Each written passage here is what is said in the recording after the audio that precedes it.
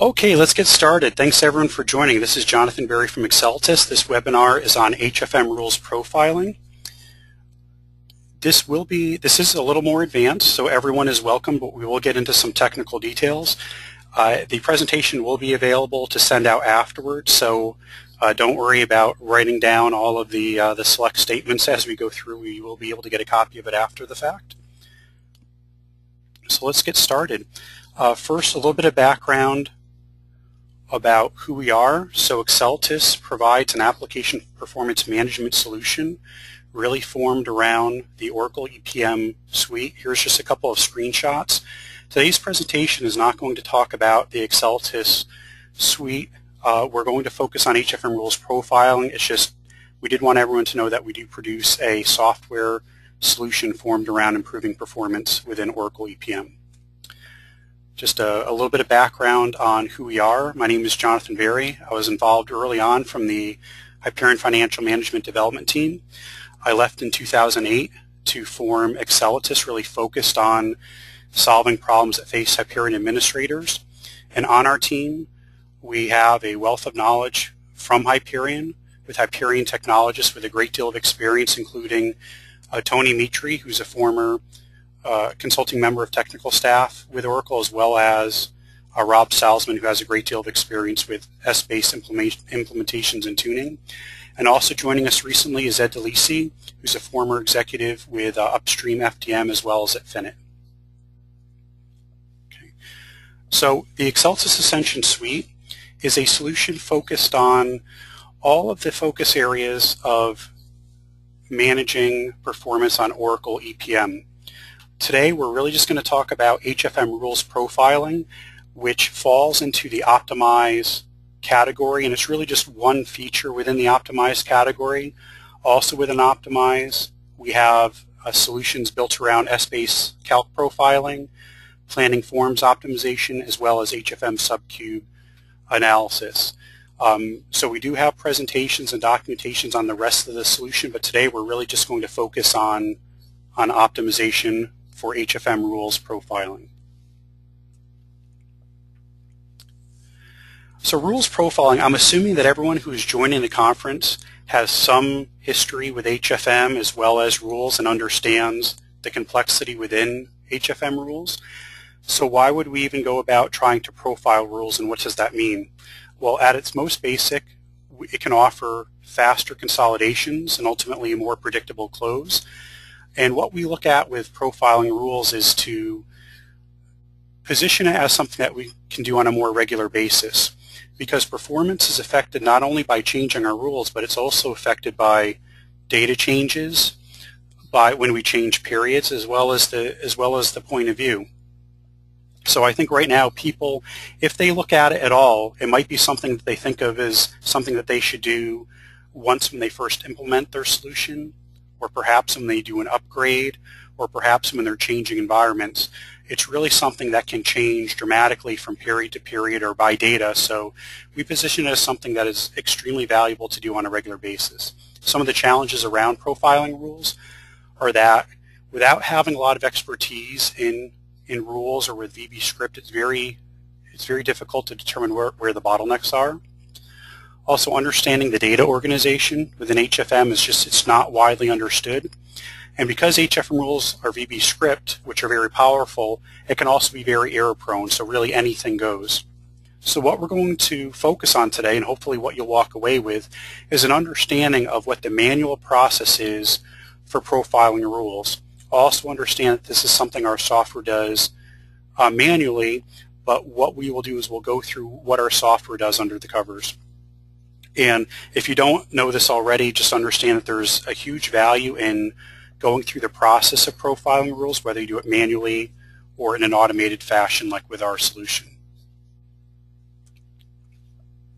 So whenever going into an engagement of profiling rules, there's a couple primary goals. One is we need to understand where the time is going. And when we talk about time, we're really looking at a couple things. We want to look at where the time is going in terms of the predefined functions. So these are things like calculate and consolidate. Also looking at the custom functions that we've added that get called by those core functions.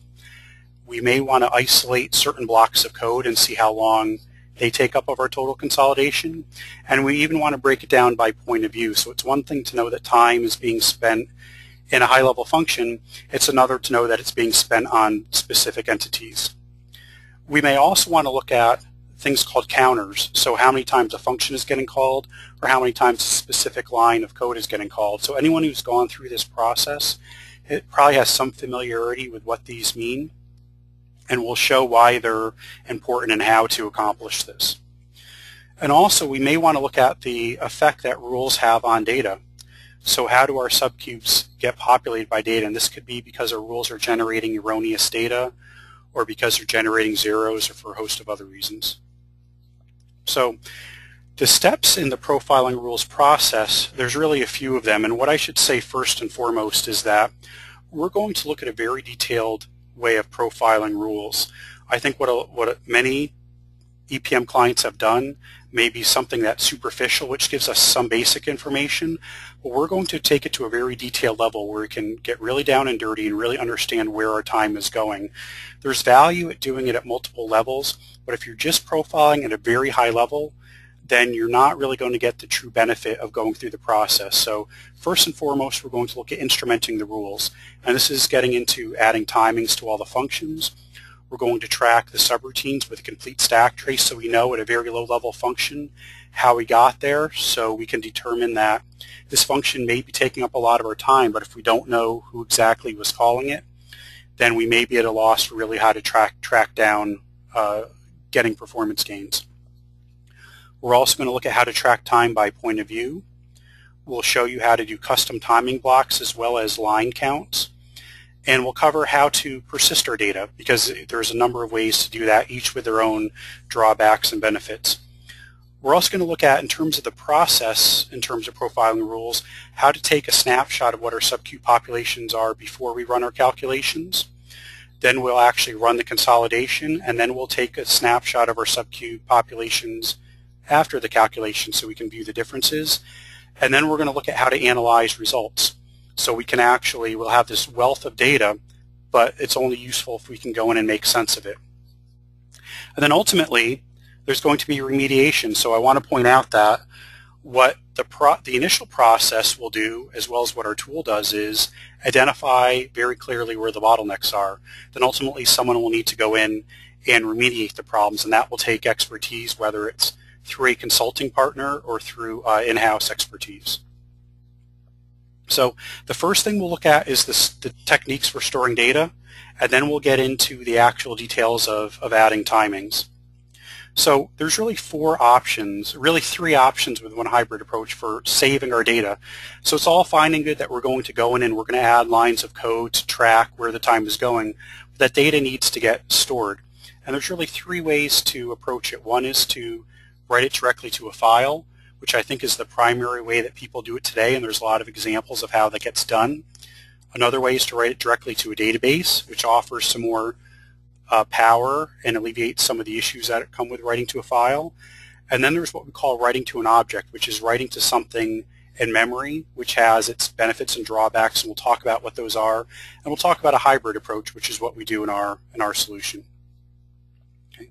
So again, for those who joined late, I just want to point out that please ask questions. We will get to all the questions after the presentation, or they'll be mailed to you after the fact. So please ask. We'll also provide access to this presentation. So we're going to show a lot of details. Again, this is really an advanced presentation. It's for a technical audience. Everyone is welcome. Don't worry about writing down the details, because we will provide the presentation after the fact. Okay. But here we're going to get into some details. So before we can talk about how to take timings and how to identify POV, we really have to establish what we're going to do with that information. So one of the primary ways is writing that information out to a file. And there's a function out there. I think you could probably Google this and get some examples. This is not something that we wrote, but you can look at this as a WriteToFile. So this is a function you could drop in your rules, where the WriteToFile function, and what it does is it basically opens up a VBScript object for writing to a file. It opens up a file, and then it will write whatever data you send to it to that file.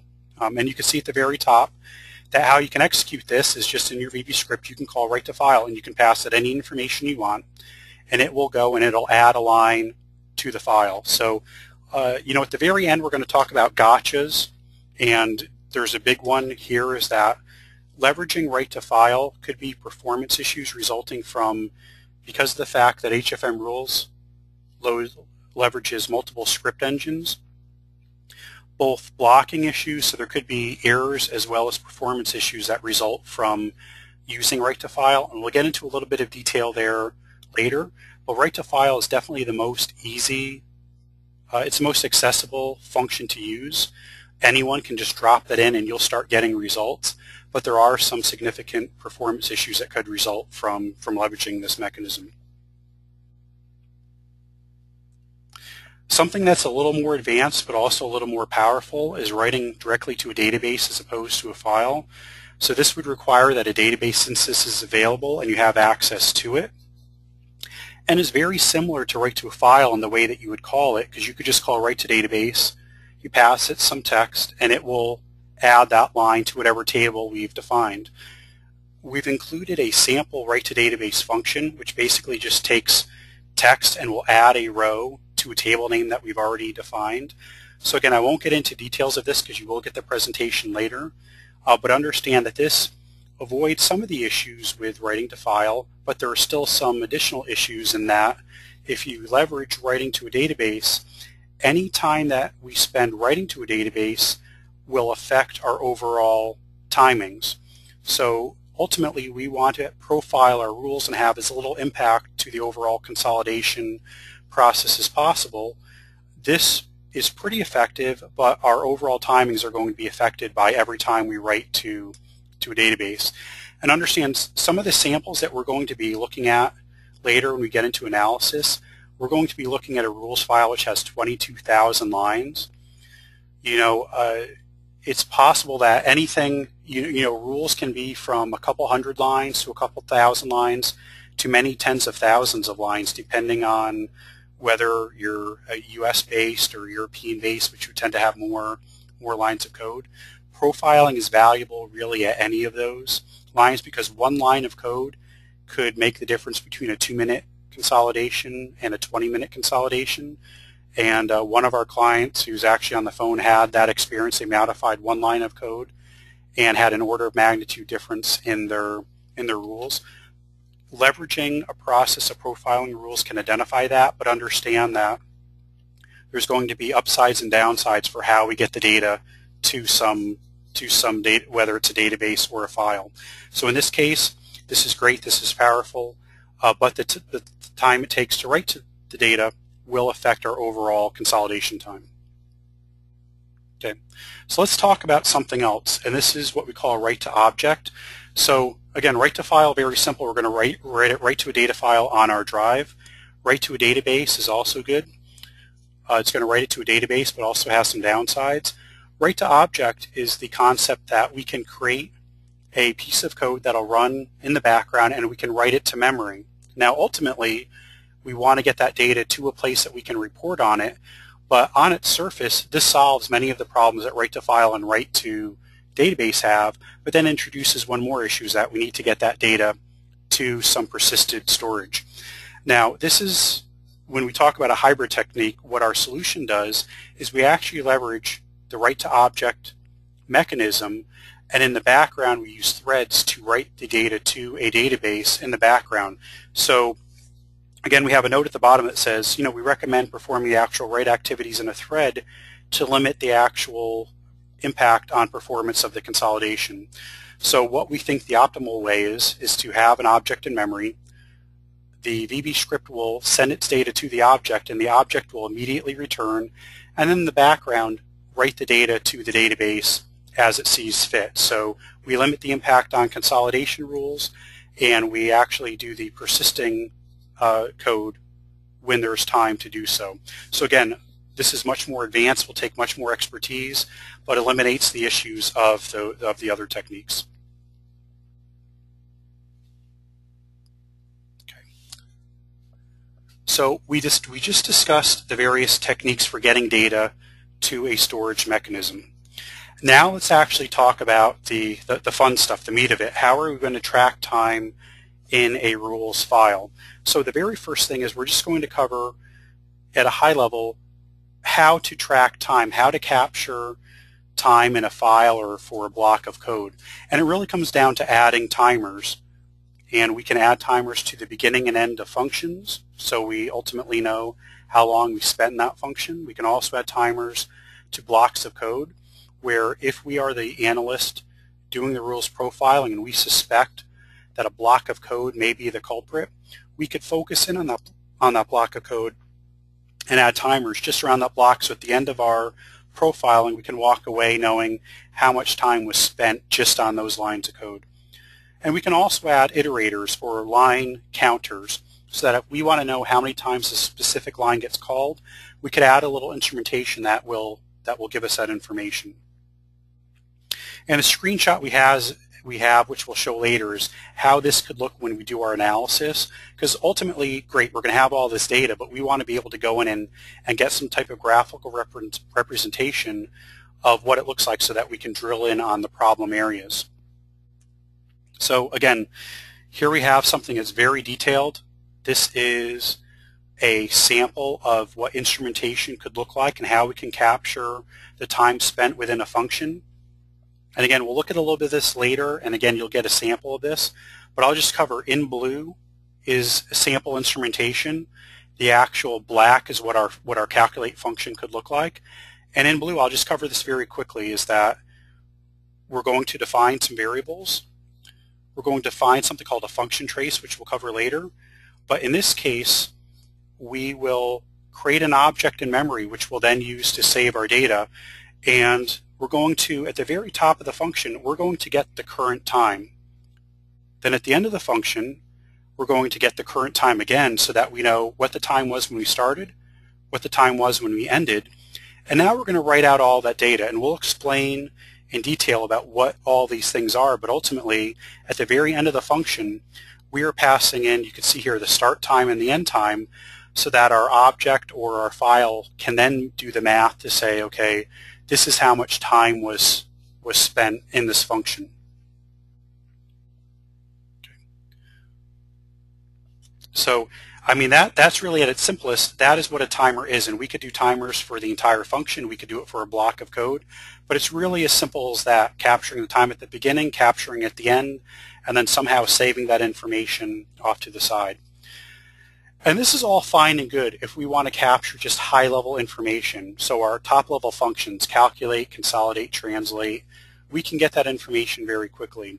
But that's really only marginally useful, because in any reasonable set of rules, we're going to be calling sub-functions, and we really need to know at the sub-function level where the time was going. So we need to know at our lowest level function how we arrived at that function, because it might be that we called a sub-function 100 times from the calculate, but 0 times or 1 time from consolidate.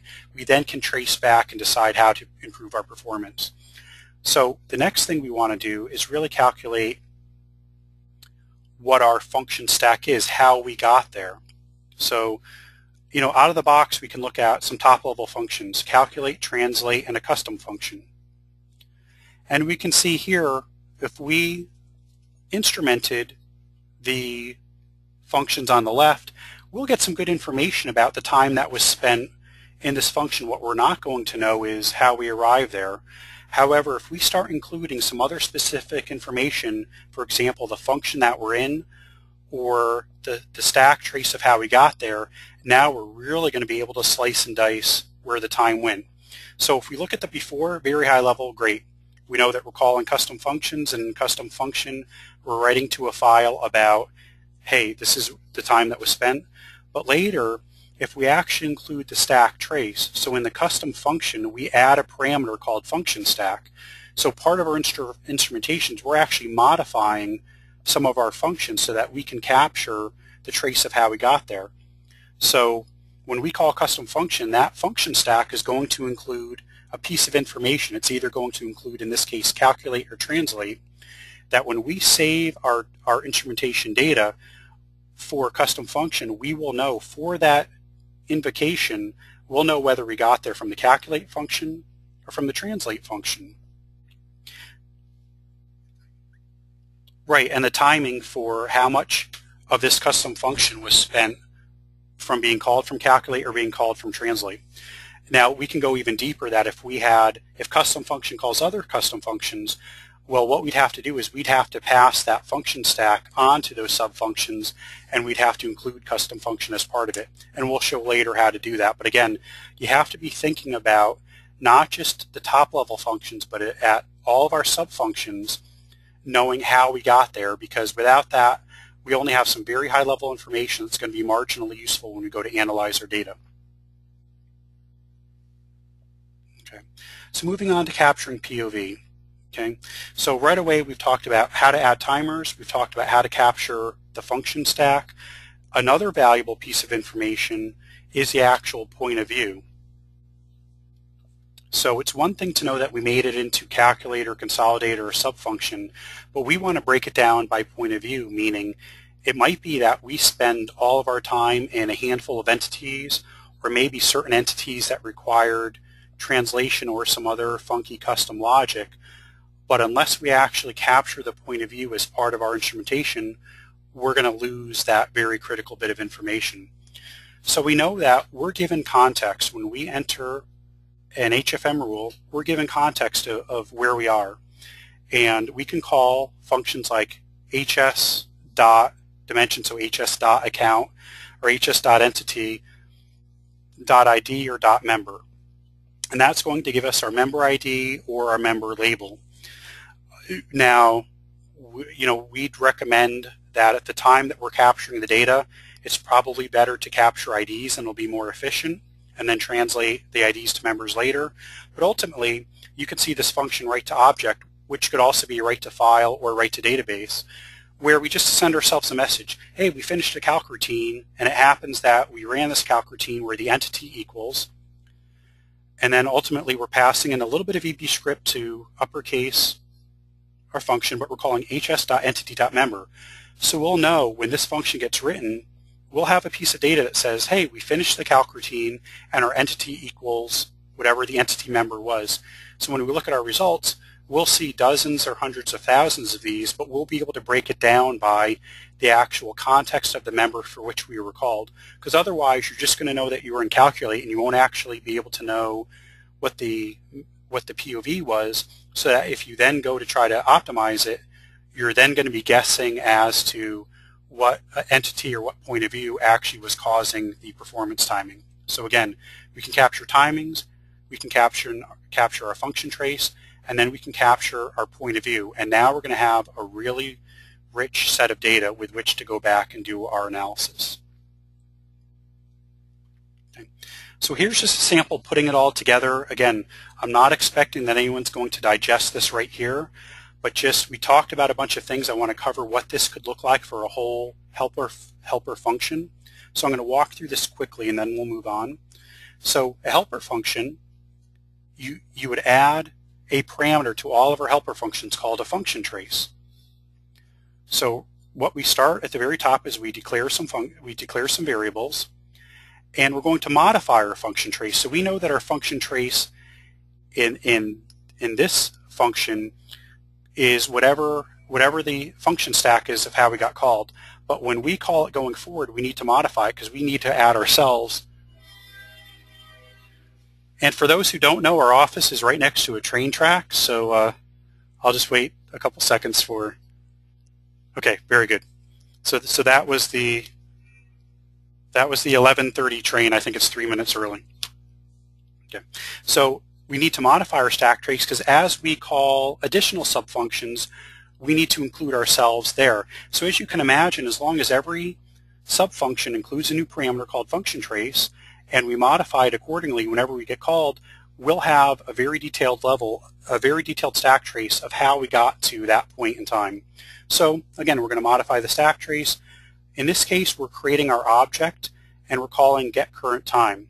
So one thing I want to mention here is, okay, why do we need to call our object to getCurrentTime? Why can't we just call VBScript and say, hey, give me the current time, because there's a function for that in VBScript. And later on in the gotcha section, we mentioned that the timer function in VBScript, and this is something you can Google, really doesn't have a granularity better than 15 milliseconds.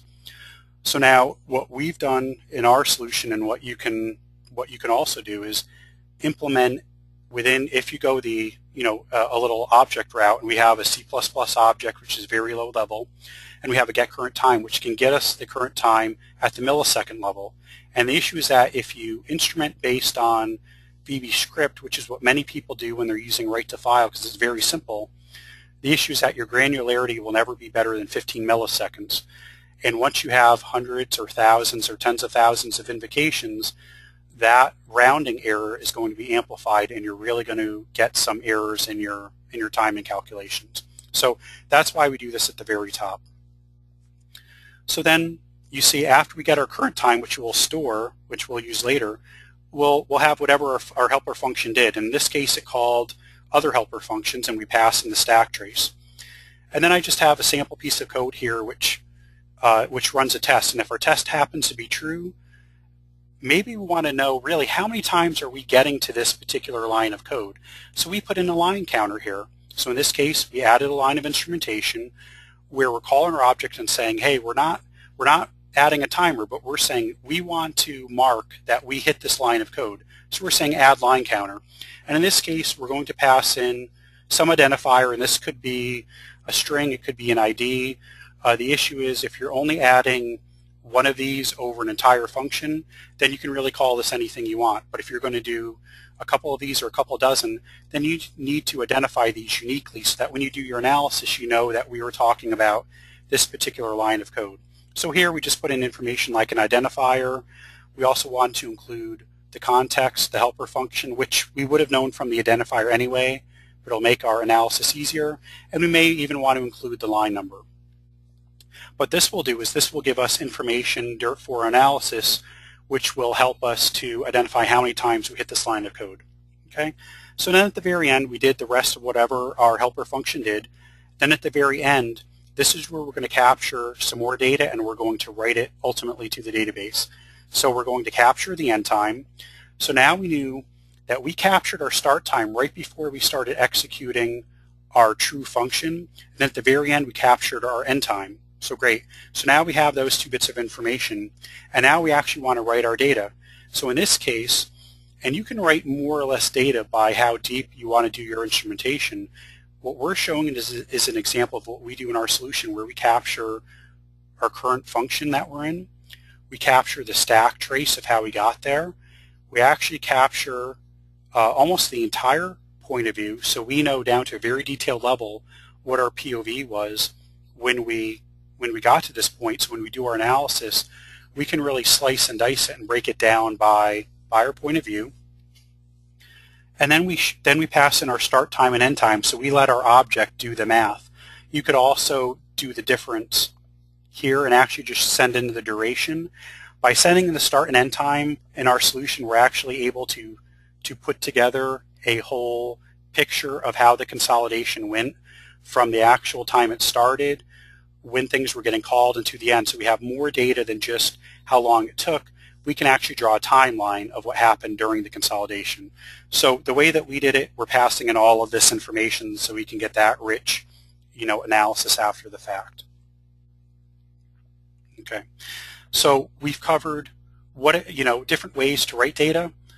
We've covered what the different techniques are for adding timers, for capturing the stack trace, for capturing our point of view. We're kind of showing how it can look when we put it all together.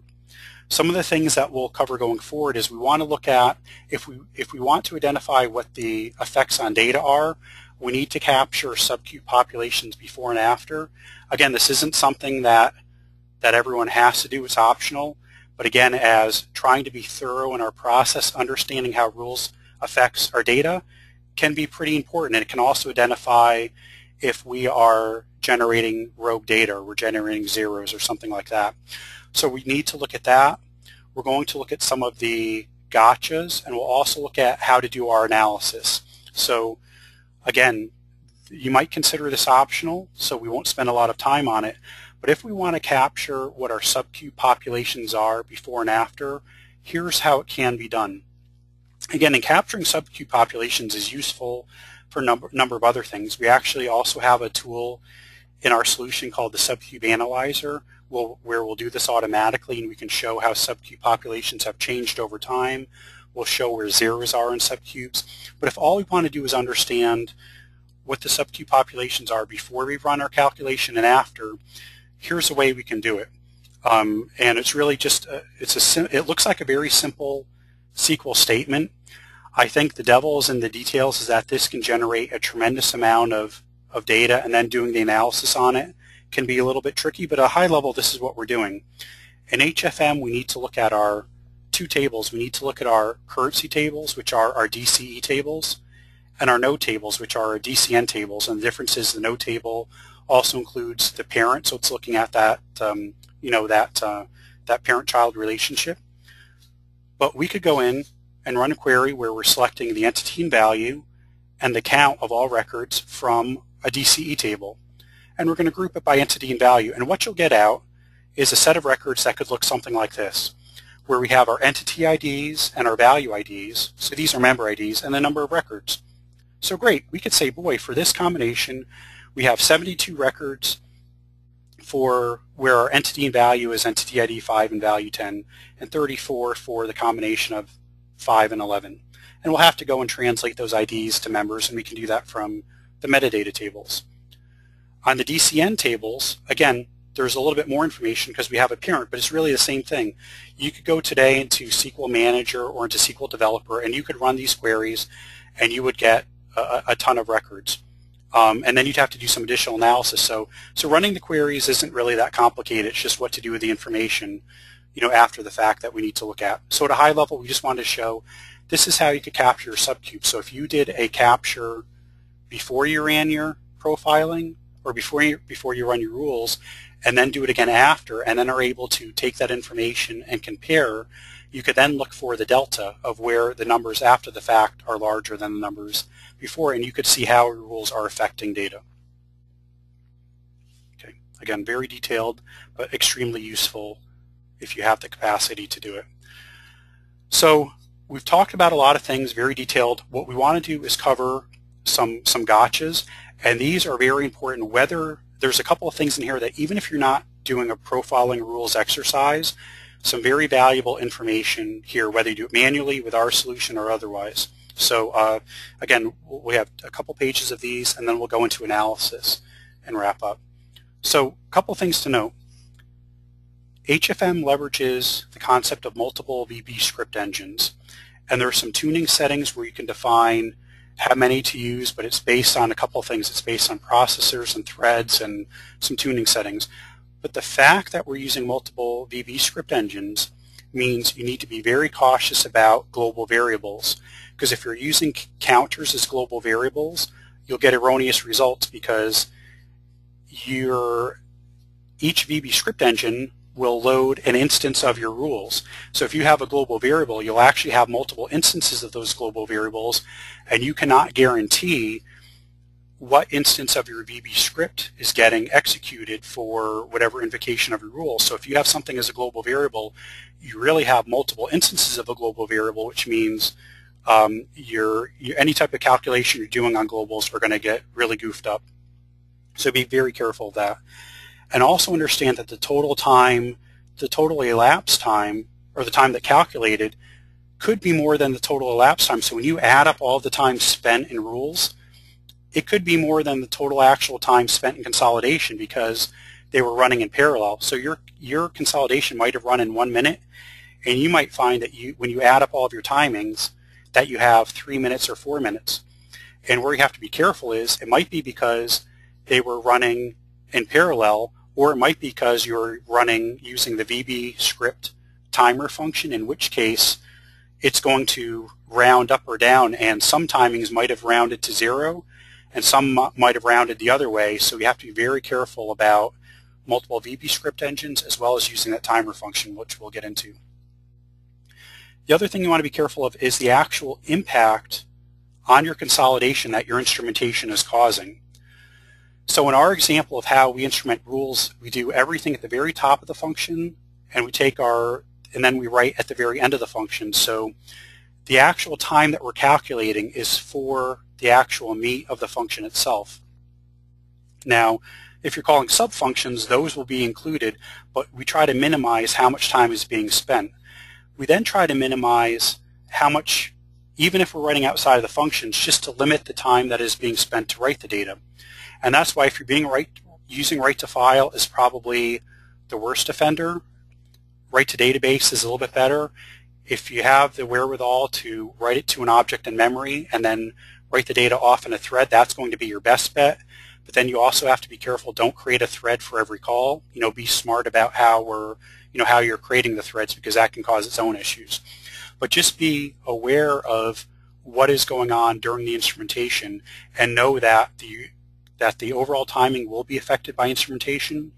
You want to keep it minimized, and ultimately if you can just keep it in proportion, meaning, okay, accept the fact that we're going to instrument, which means our 2-minute console will now be 4 minutes or be 6 minutes, but as long as everything is done in proportion, the results we get are still valid, and the fact that we spent 90% of our time in calculate is more important than the fact that we spent 1.5 minutes in calculate, because ultimately we want to just look for the outliers and the big performance hits and bottlenecks.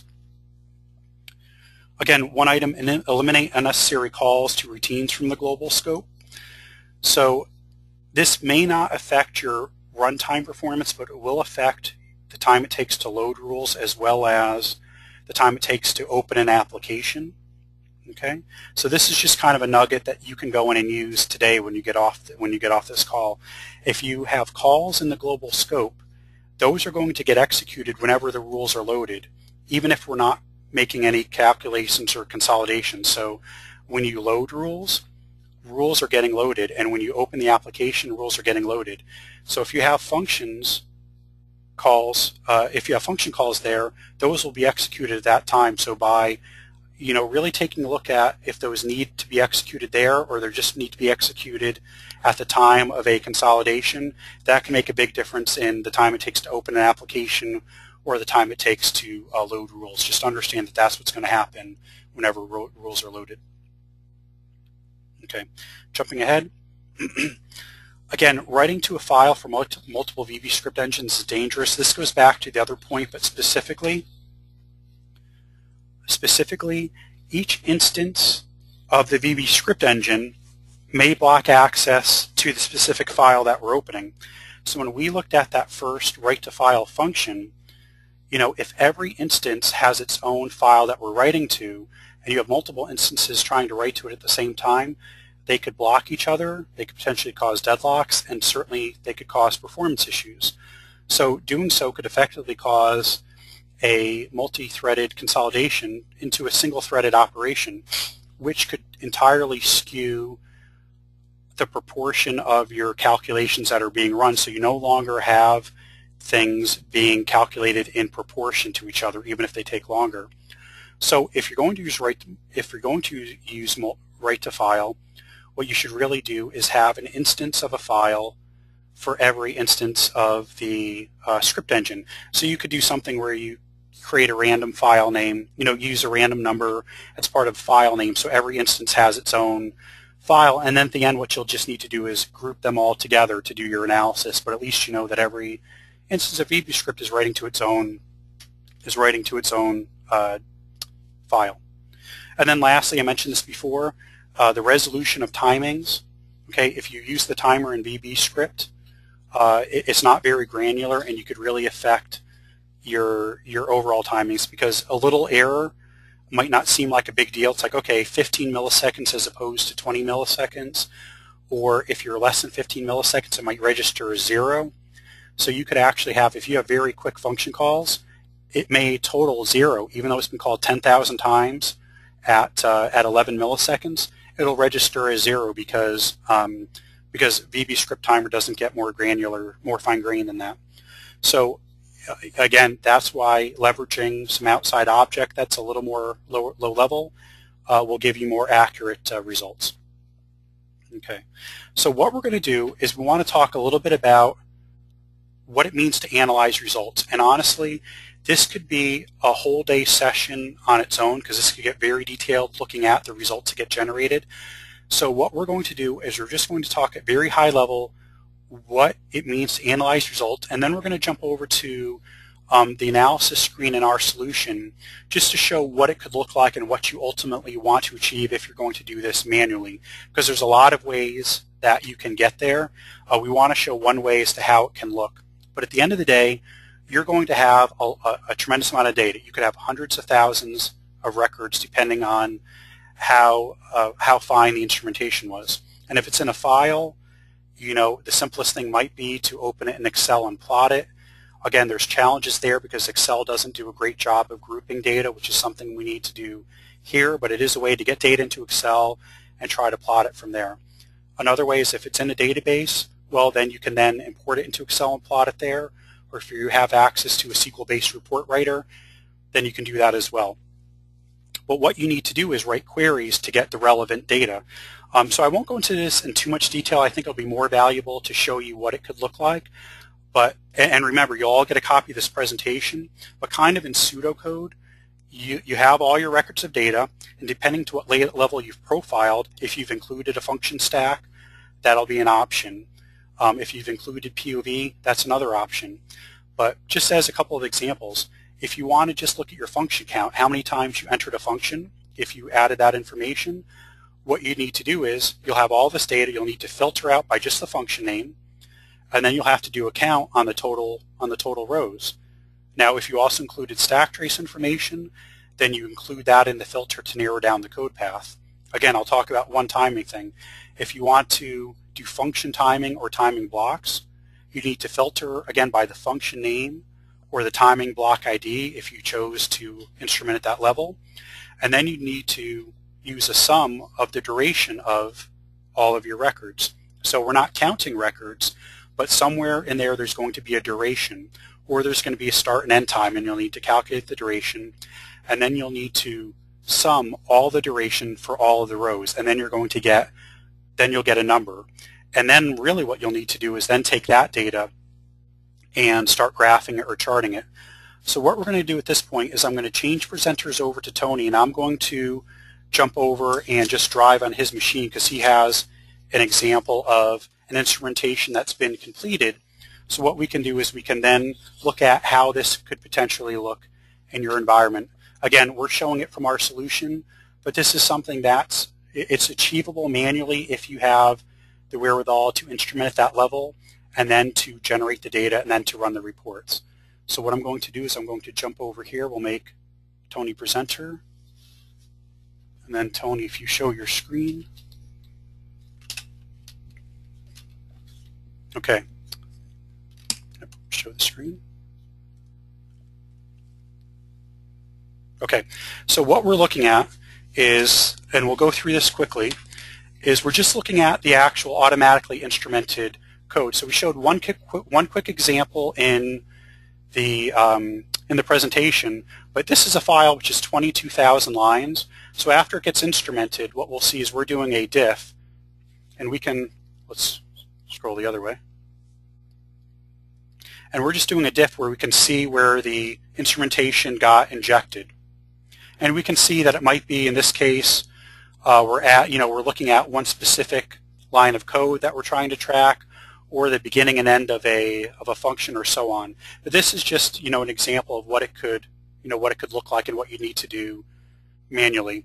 But what we really want to look at is how this could be when we do our analysis. So again, we're looking at our solution, but ultimately you're going to have all your data. You're going to want to arrive at something like this where you can come in and hopefully graphically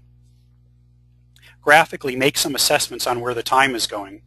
So this is our analysis screen, and what we can do is we can look at our time by function. So here's the functions in this rules file, and it's broken down by how much time was spent inclusive or exclusive.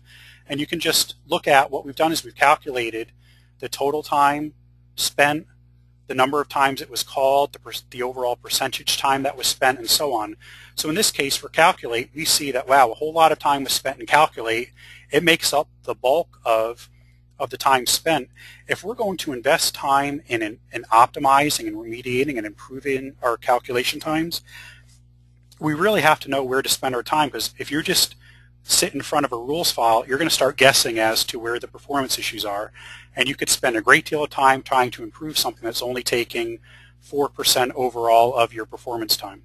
So this is going to give us a great breakdown. And what we could do from here is we could drill down on calculate and see under calculate where the time is going by sub-functions or by data or so on. But this gives us a high-level snapshot, and then we can drill down from there.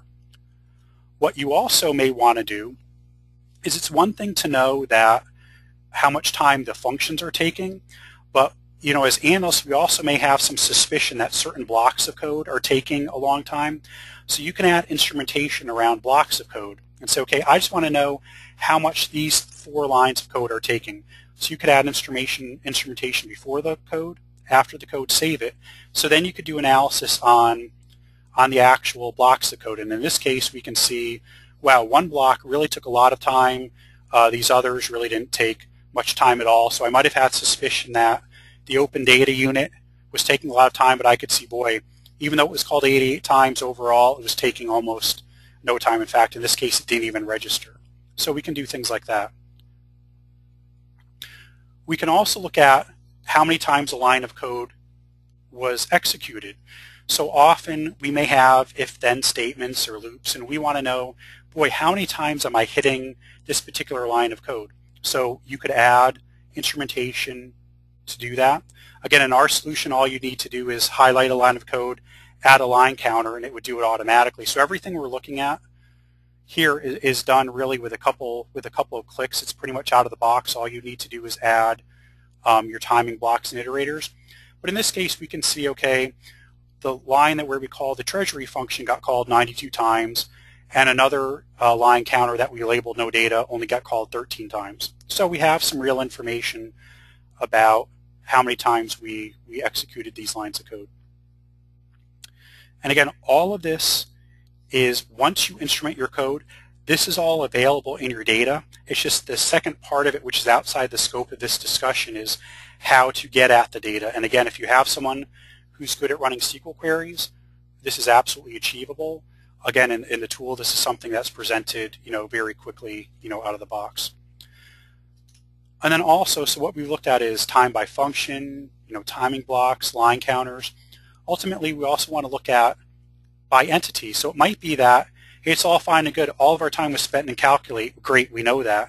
Well, let's go and look at what entities was really our time spent on. So we can come in, and again, you can set limits on how many results your queries bring back and do sorting on max time. But here we can quickly jump in and say, wow, okay, look at this. We can see that there's really, it looks like the majority of the time was spent on 20 entities, and then it really tapers off. So as I go to more and more entities, I see that if I'm going to focus my time, I should really jump in, and I should really just look at these top 20 entities and see what might be in the rules that could cause this type of performance, and why are these performing differently than my other ones. So again, the goal is get right down and dirty to a very detailed level with POV, with the function stack, to know where the time is going.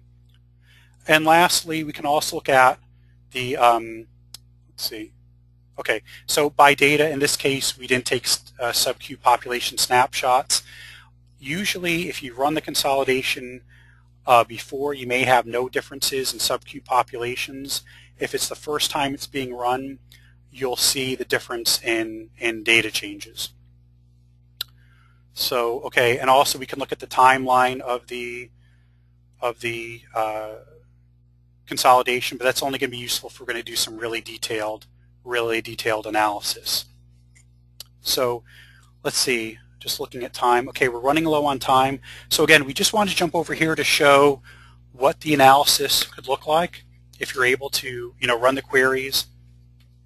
If you're able to run the queries and do the charting. What I'm going to do is just jump back over to this screen. Okay. Okay, so we talked about analysis. So just in terms of, so we've covered a lot of territory, and I just want to be clear on, what we've looked at is the overall, the value of doing rules profiling. We looked at the process being instrumentation, taking some data, execution, taking some more data snapshots, then the analysis, and then remediation. The focus of this presentation was really on everything but remediation. It was getting up to the point where we know where the bottlenecks are. Again, there's another step after that where some of the expertise, which could be someone in-house, it could be one of our partners that we work with closely, who knows how to do that work, would have to go in and actually improve the rules. But this process, whether you do it manually with our solution, can identify where the time is going, which is really what's extremely important, because once again, if you just sit down in front of a 5,000 line rules file with expectations that you're going to optimize it, you could spend a tremendous amount of time working on something that's not of value. And in terms of the value of going through the exercise, to manually profile rules, if you understand the techniques, could take 2 solid weeks if you have the expertise. The payback could be tremendous in terms of identifying and improving calculation times. Understanding the process and being able to repeat it is also valuable. Again, we kind of position rules profiling like we do load generation as something that should be done incrementally on a regular basis as opposed to something that should just be one time.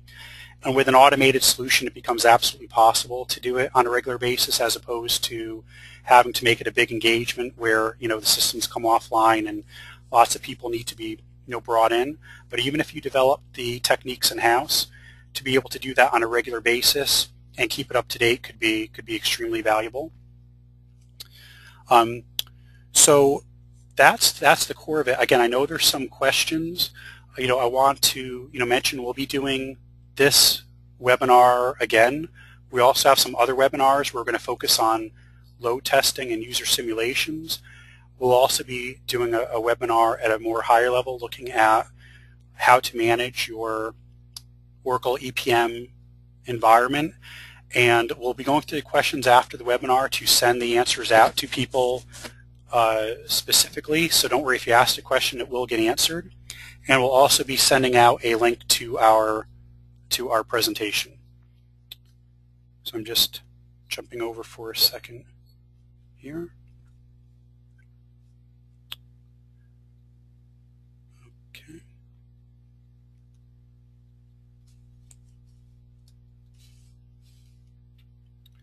Okay, so I believe we're just about out of time.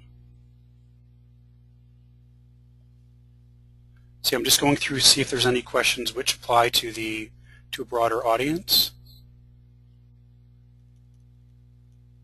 So again, I did mention that everyone will get the presentation. There were some questions about this tool. So yes, existing Accelatis customers will have access to this tool. Right now we're working with a few specific customer applications to work out details with the VB script syntax, but this is available to all Accelatis clients. Let's see. Okay, there was a question regarding is writing to database taking longer than writing to file. I think it depends on a lot of things. It could be, but in terms of concurrency, there might be value. What's that? Oh, right. And it also comes down. And actually, just so everyone knows, Tony Mitri, who actually co-authored the HFM consolidation engine and the rules engine, happens to be sitting right next to me. So if there was ever a time or place to ask a question about rules, now is the time to do it because you won't get a better answer from really anyone else on the planet. But his point was, if the database is on another machine, then yes, it could take longer than writing to file. If it's on the same machine, then it may be quicker. But there is value in terms of handling concurrency, and other things. Excuse me. Okay. There's a couple other questions that I think we'll address specifically. I'm just scrolling down to the end.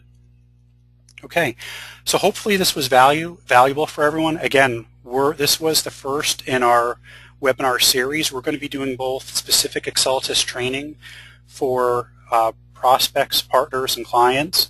What we're really talking about today is the Hyperion webinars. So if you have any feedback, good or bad, constructive, we welcome it all. Please send it. Otherwise, thank you for attending, and we will be sending out the answers to the questions as well as the slide deck shortly. Okay, thank you very much.